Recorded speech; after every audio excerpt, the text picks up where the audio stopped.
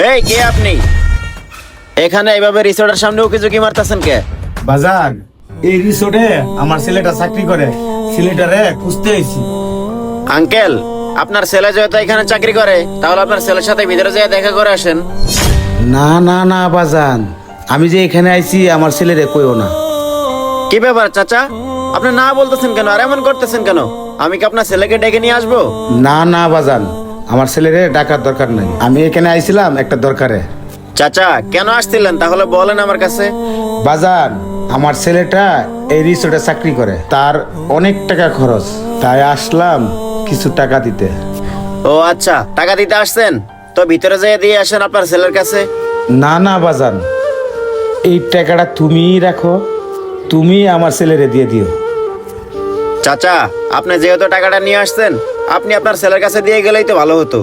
বাজান, আমি যে পোশাকে আসছি, যদি আমার ছেলে দেখে আমারে অনেক বকাঝকা করবে, তুমি এই টাকাটা দিয়ে দিও।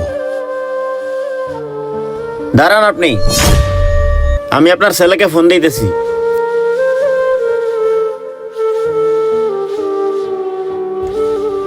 এই রিয়া সাহেব, একটু ঘেটে আসেন তো। আচ্ছা ঠিক আছে।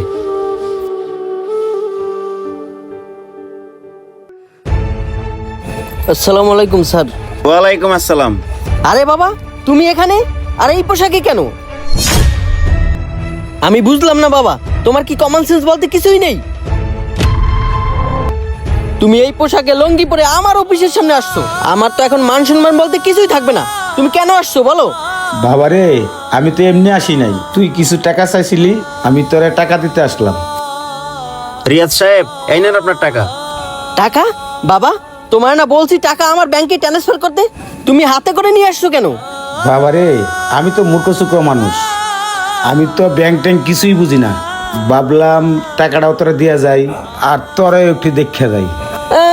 ন্যাকামি করার জায়গা পায় না, আইসে আমার অফিসের সামনে আমারে দেখতে, দিলে তো আমার মান সম্মানটা খাইয়া।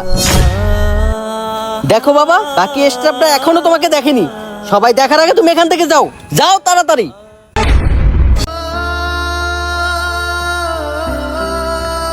চাচা এদিকে আসেন।